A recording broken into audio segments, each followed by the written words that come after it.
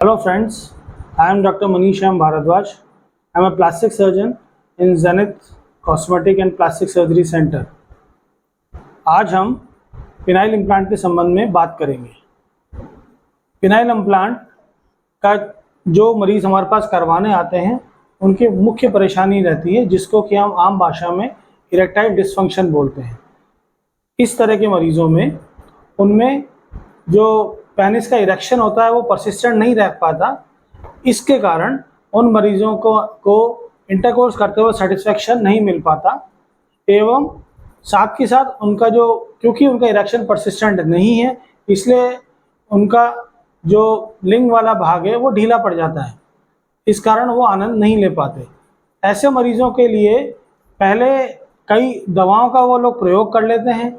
आयुर्वेदिक दवा भी लेते हैं, होम्योपैथिक भी लेते हैं, साथ में एलोपैथिक के अंदर भी हमारे पास कई तरह की थेरेपीज़ है जिसमें कि पी शॉट भी एक तरह की थेरेपी है, लेकिन उसको रेगुलर इंटरवल्स पे लेना पड़ता है तो काफ़ी मरीज़ों में इसका लाभ मिलता है। लेकिन जो मरीज़ों को इन सब के प्रयोग के बाद भी लाभ नहीं मिलता उन सब मरीज़ों को हम लोग पिनाइल इम्प्लांट का सुझाव देते हैं एवं इसे करवाते हैं।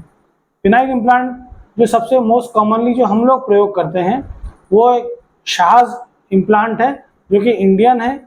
इसके अंदर 2 सिलिकॉन की रॉड्स रहती हैं जिनको कि हम कॉर्पोरा कैवर्नोसा के अंदर डाल देते हैं। इस ऑपरेशन को हम लोकल एवं रीजनल एनेस्थीसिया में करते हैं एवं रॉड्स को डालने के बाद जब ऑपरेशन समाप्त हो जाता है उसके बाद मरीज़ को पट्टी का ड्रेसिंग कर दी जाती है एवं अगले दिन मरीज़ की छुट्टी भी हो जाती है।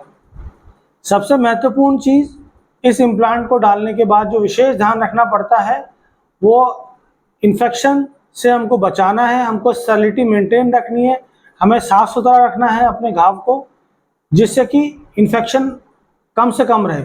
अगर इन्फेक्शन होता है तो कई बार हमें इसे निकालना भी पड़ता है। इसीलिए जब इम्प्लांट हम लोग करते हैं तो हम स्ट्रिक्ट एसेप्टिक प्रिकॉशंस का प्रयोग करते हैं। जो इम्प्लांट डाले जाते हैं उसको पहले एंटीबायोटिक सॉल्यूशंस में डुबो के रखा जाता है जिससे कि आगे जाके हमको इन्फेक्शन के चांसेस ना रहे। इस इम्प्लांट के ऑपरेशन के बाद मरीज़ को जब अगले दिन छुट्टी कर दी जाती है उसके बाद उसे 7 दिन की दवाएं दी जाती हैं एवं उसे बताया जाता है कि उसको किन किन चीज़ों का ध्यान रखना है। जो उसको हर दूसरे तीसरे दिन अपनी ड्रेसिंग चेंज करानी होती है। जो शाज इम्प्लांट है उसके अंदर एक विशेष चीज़ का ध्यान रखना पड़ता है कि इसके अंदर पेनिस हमेशा इरेक्टेड स्टेट में रहेगा। तो इसके कारण जब हम चाहें कि हम उसे छुपा के रखें तो हमको टाइट अंडरवेयर या स्पोर्ट्स अंडरवेयर पहन के रखनी होती है जिससे कि वो कपड़ों के बाहर से दिखाई ना दे आगे जाके। और हम जब चाहें बाद में नियर अबाउट 3 to 4 वीक्स या 6 वीक्स का एब्स्टिनेंस पीरियड हम बोलते हैं जिसके अंदर कि हमको किसी भी तरह के शारीरिक संबंधी सेक्सुअल इंटरकोर्स नहीं करना। उसके बाद हम नॉर्मल सेक्सुअल इंटरकोर्स या शारीरिक संबंध अपने पार्टनर के साथ बना सकते हैं। Thank you very much.